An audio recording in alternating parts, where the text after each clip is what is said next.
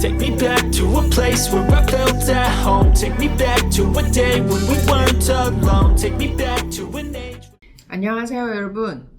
전국민 주거 안정과 부동산의 흐름을 짚어드리는 김나래TV의 김나래입니다. 오늘은 저한테 연락 온 전화가 몇 통 있어가지고 그 내용을 제가 좀 생각을 해보다가 이게 제가 한번 짚어드릴 수 있으면 짚어드렸으면 좋겠다 싶어가지고 방송을 하게 되었습니다. 이거는 임대인 뉴스에 대한 건 아니고요.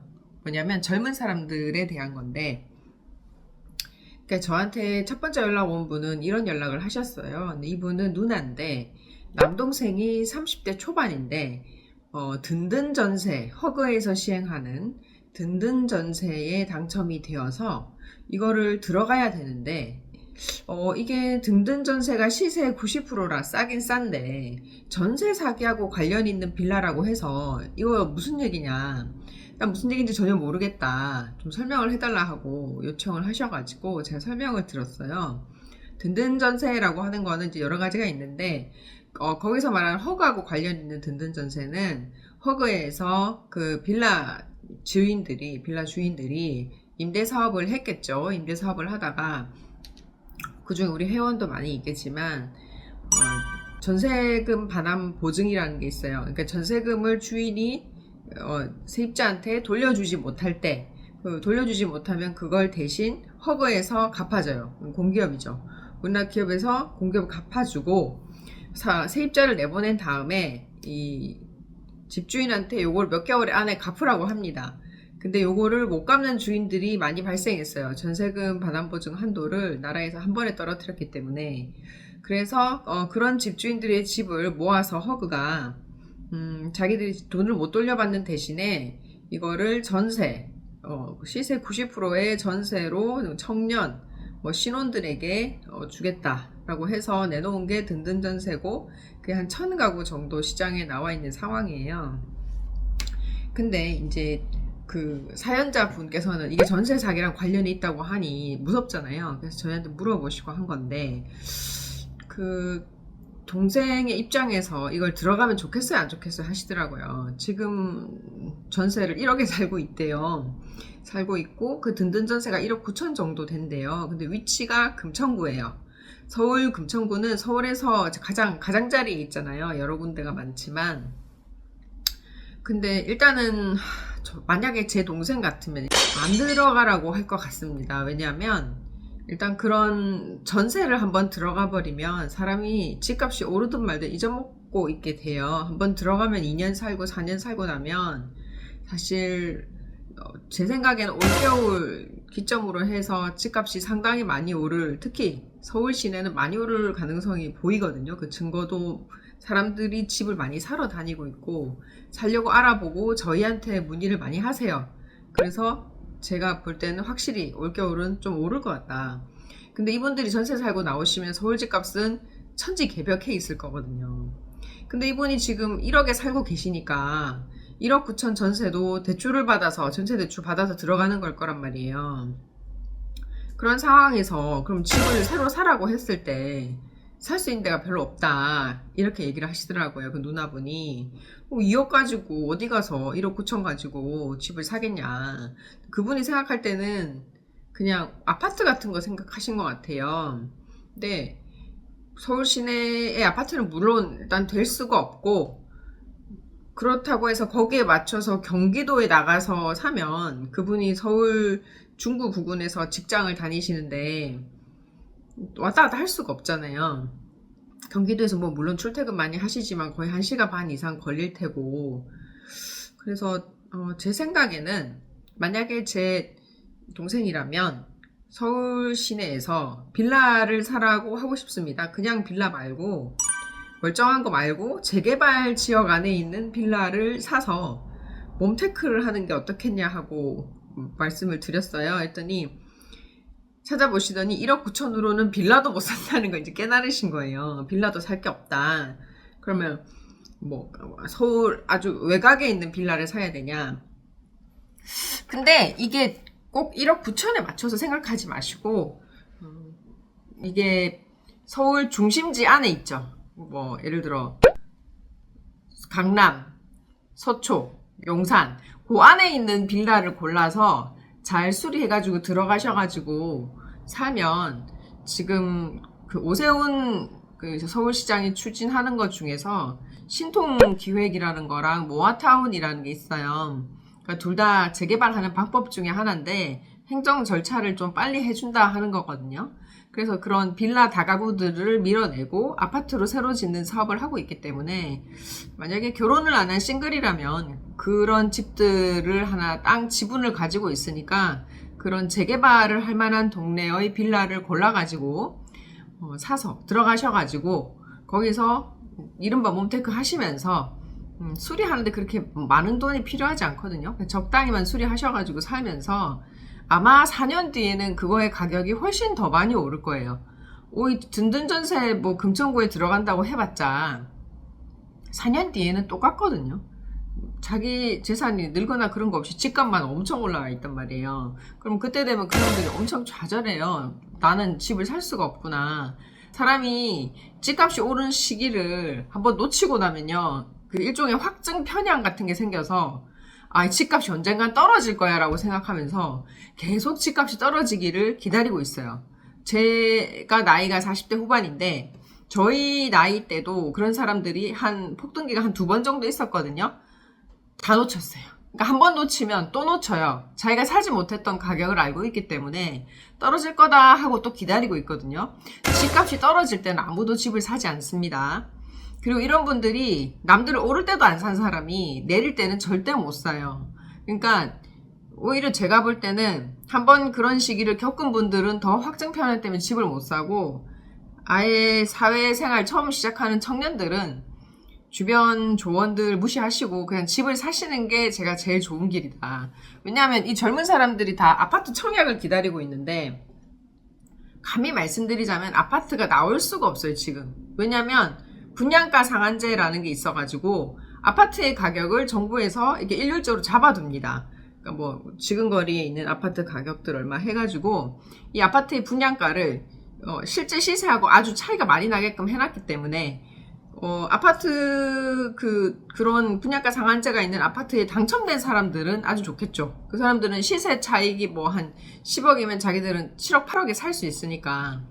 근데 그게 사실은 건설사들이 그 오래된 아파트가 있으면 그걸 밀어내고 새로 아파트를 지었을 때 그게 실제 주변 시세하고 훨씬 낮은 금액으로 일반 분양을 해야 한다면 조합원들 집을 지어주고 그다음 일반 분양을 팔아가지고 그 건설사들이 이득을 보는데 분양가 상한제를 끝까지 고집을 하고 있기 때문에 건설사들이 이득을 볼 수가 없어요. 그래서 집을 안 짓습니다.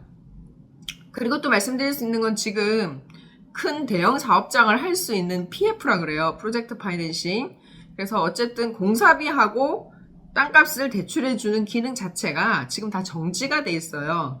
그래서 서울 시내에 뭔가를 짓는다고 해도 PF가 거의 안 되는 상황입니다. 그래서 새 집이 지어질 거다. 3기 신도시에 내 집이 있을 거다. 이렇게 생각하시면 진짜 큰일 나요. 집이 없거든요. 근데 한 해에 40만 가구씩 가구 분리는 되고 있고 젊은 사람들이 점점 집이 필요한 것 같아요. 아까 말씀드린 것처럼 그 금천구에 든든 전세를 갈까 하는 것도 지금 전세 가격이 계속 오르고 있기 때문에 자기가 이렇게 좀 싸게라도 이용해야겠다 해서 그거를 이제 음모를 하셔가지고 당첨이 된 거거든요. 근데 그거를 끝내고 나왔을 땐 냉정하게 말해서 굉장히 집값이 많이 올라서 이젠 집을 사기 어려워질 겁니다.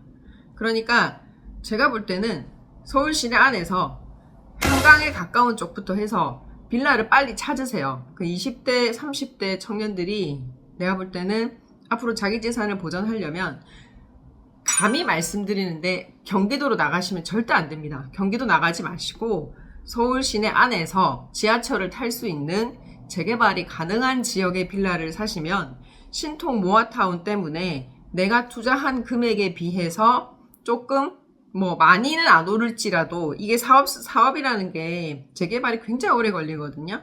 뭐 구역 지정이 되고 뭐 사업 시행 인가가 나고 이 단계마다 30%씩 띄어요. 그러면 그때 이 사람들이 그 차액만이라도 챙길 수가 있단 말이에요. 자기가 뭐 다른 데 가더라도.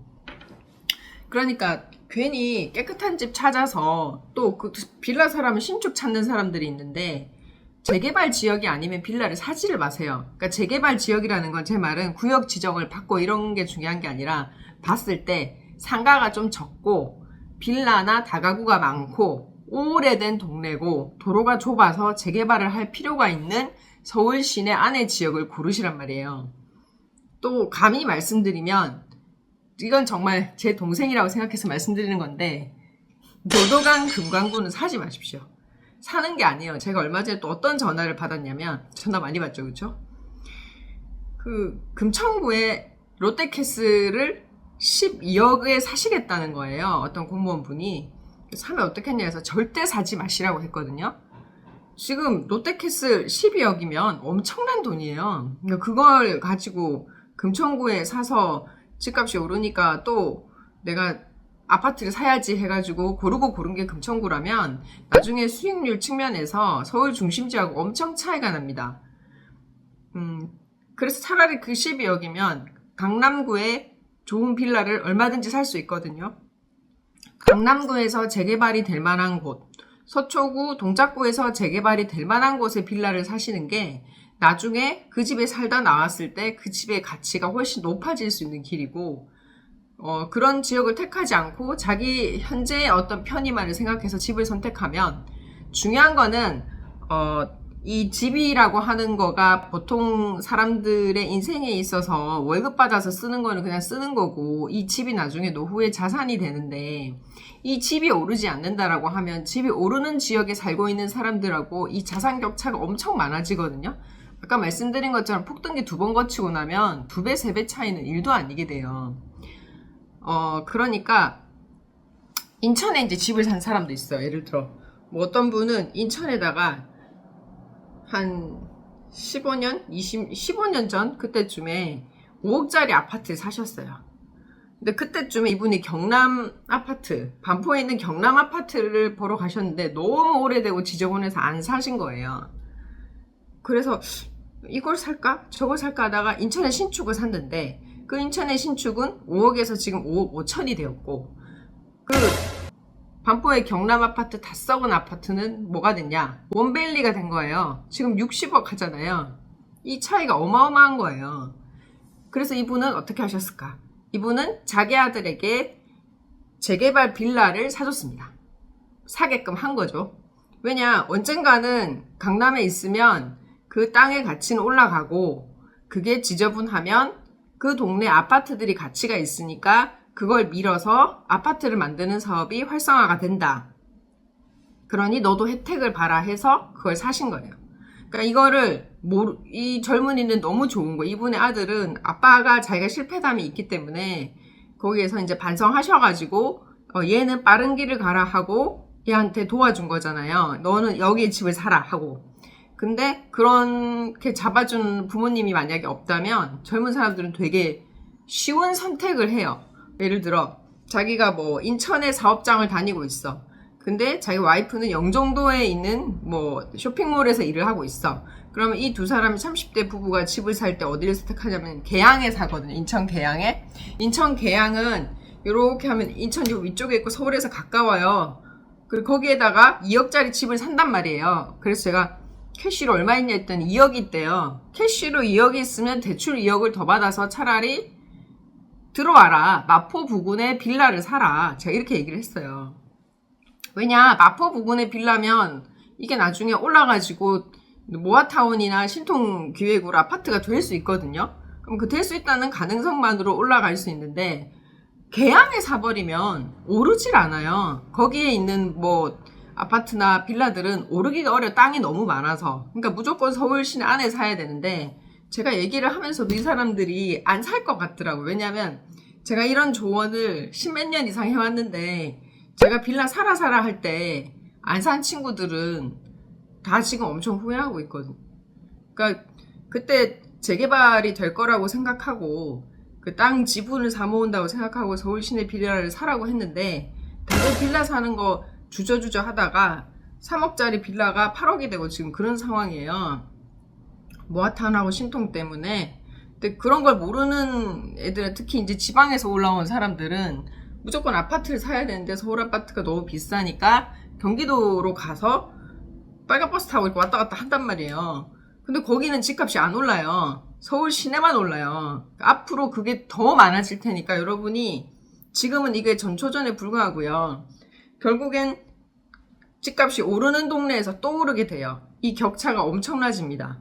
그러니까 여러분들이 잘 생각을 하셔가지고 주거의 형태를 결정을 하되, 저한테 이제 문의를 가끔씩 해주는 젊은이들이 있어서 얘기를 하면 서울 시내 빌라 사라고 얘기를 하는데, 뭐 듣고 잘 이해하실지는 모르겠어요. 이게 자기가 겪어봐야 알고, 참 안타깝게도 겪고 나면 너무 격차가 커져갖고 따라잡을 수 없거든요.